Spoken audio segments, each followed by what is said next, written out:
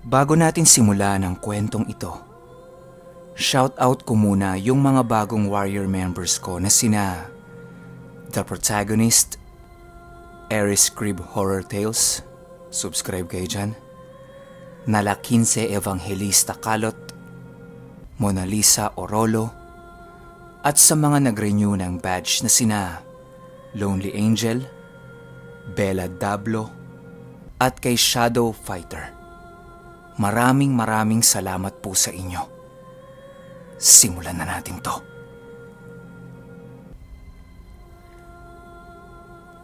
Ang kwentong ito ay hango sa totoong buhay. Karanasan ito ng nanay ni Ronron na si Aling Daleng. Taong 1980. Tondo, Manila. Itong mga panahong ito, ilang taon na si Aling Daleng sa Manila. Namamasukan siyang kasambahay sa isang Chinese dito sa Tondo.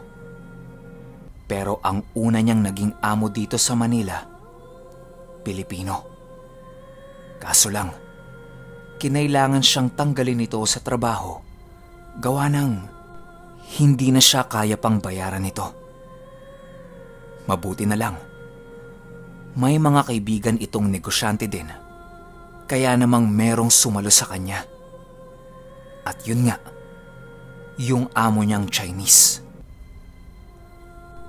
Maganda naman ang pakikitungo nito sa kanya kahit na iba ang lahi nito. Tapos marami rin itong itinuturo sa kanya. Yun nga lang, sobrang business-minded nito. Marami rin itong negosyo at marami din siyang mga tauhan. Kaya itong si Aling Daleng, hindi naman niya talaga kailangan. Naawa lang ito sa kanya, kaya siya kinupkop. Nung mga naunang buwan niya, sa bahay lang si Aling Daleng nagtatrabaho. Kaya nga kasambahay eh. Pero makalipas ang ilang buwan, inilipat siya ng amo niyang Chinese sa negosyo nitong puto bumbong at bibingka. Siya ang mamamahala sa negosyo na yon bilang tiwala naman yung amo niya sa kanya. Ilang beses na kasi siyang nasubukan ito pagdating sa pera. At alam niyang hindi siya lolokohin ni Aling Daleng. Pabor naman yun kay Aling Daleng. Bukod sa mag-iiba yung trabaho niya, matututo siya ng ibang bagay. Lalaki pa yung sahod niya. Nung mga naunang linggo ng paglipat niya doon, ginagabayan pa siya nung amo niyang Chinese sa mga gagawin niya. Pero di kalaunan, dahil nga mabilis matuto itong si Aling Daleng, pinabayaan na yun sa kanya. Stay in sila Aling Daleng dito. May kasama siyang 2 babae at isang lalaki na runner. Yung utusan nila kapag may mga kailangan sila. Bilang siya yung parang ate-ate nila, lahat yun sumusunod sa kanya. Alam niyo ba? Kahit sobrang busy na nito ni Aling Daleng sa negosyo ng amo niya, hindi pa rin niya talaga nakakaligtaan ang lahat ng panata niya bilang isang mangkukulam. Kaya niya naman nagagampanan pa yon. Meron kasi siyang sariling kwarto sa pinag-iistayan nilang bahay. Tapos binibili na niya yung mga tao doon na kapag tungtong ng alas 3 at alas 6 ng hapon, wag na wag silang papasok sa kwarto niya. Sandali lang naman siyang mawawala. 20 minutos lang naman yon. Bilang parang siya nga yung ate-ate doon, nakikinig naman yung mga yon sa kanya. Mga 3 o 4 na buwan ang lumipas, naging maganda at malakas ang takbo ng negosyo ng amo niya doon. Hanggang isang hapon, mag-aalas 3 nun. Nagbilin siya na aakyat lang muna siya sandali. May gagawin lang siya sa kwarto. Nung nagsisimula ng magdasal si Aling Daleng, sakto namang dumating yung amo niya. Siyempre, tatawagin siya nun kasi oras ng trabaho tapos wala siya sa tindahan. Nagmamadaling umakyat yung isa niyang kasama na babae para katukin sana siya sa kwarto. Nakalimutang ikandado ni Aling Daleng. Dire-diretsyong pumasok yung babae sa kwarto nila. Tapos nun, nakarinig na lang si Aling Daleng ng napakalakas na tili. Paglingon niya doon sa babae, nakaluhod na ito. Nakanganga habang nakatitig sa kanya at hinang-hinana yung itsura. Tapos yung isa sa mga alaga ni Aling Daleng, nakatutok na yung kuko sa leeg nito. Isang kumpas lang ni Aling Daleng at mababawian yon ng buhay. Pero syempre, hindi niya gagawin yon. Agad-agad nagsuot si Aling Daleng ng mga damit niya. Hubot-hubad kasi kung magdasal si Aling Daleng eh. Tapos may pinapahid siyang gawa niyang langis sa katawan niya. Pero tuwing alas 3 lang yon. Pagkatapos niyang magbihis, inihipan niya lahat ng kandila niya. Tapos pinaalis niya yung nakita nung kasamahan niya. Maging yung nasa likod nito, pinalayas niya. May inihip lang si Aling Daleng sa tenga nung babae at bumalik na ito sa pagiging normal. Ang tanong kagad ni Aling Daleng dito, "Oh, anong nangyari sa'yo?" Kinukumpirma kasi ni Aling Daleng kung may maaalala pa ba to. Sagot sa kanya nung babae, "Wala naman po, ate.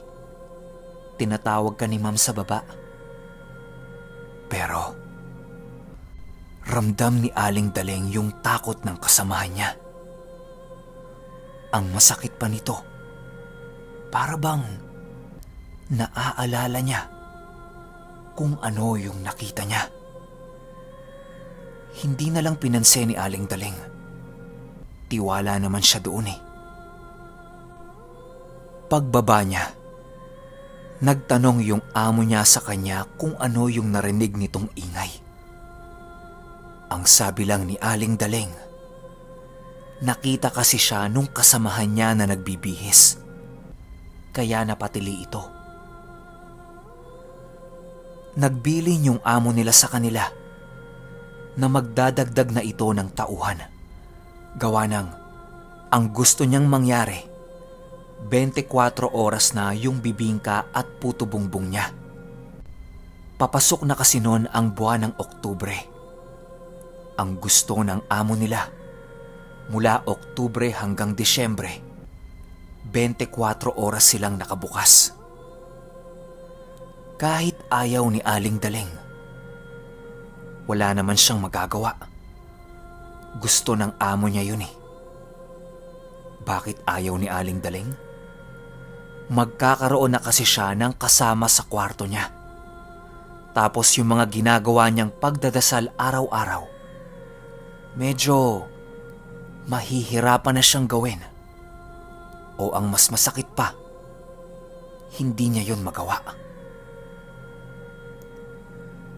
Makalipas ang 1 linggo, dumating yung mga bagong tauhan ng amo niya. 3 lalaki at 2 babae. Medyo mabigat yung pakiramdam ni Aling Daleng doon sa isang lalaki. At yun ay si Ricky. Unang salta pa lang nila Ricky sa bahay nila, Hindi alam ni Aling Daleng pero parang bad vibe siya doon. Kahit wala namang ginagawa sa kanya. Mainit ang ulo niya dito.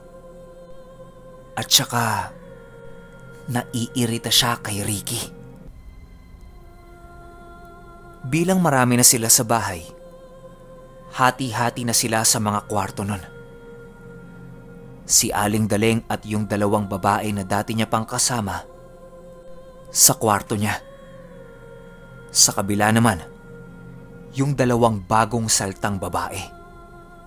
At sa isa pang kwarto, yung 4 na lalaki. 4 kasi yung kwarto ng bahay. Pero yung isa, parang storage room ata nila.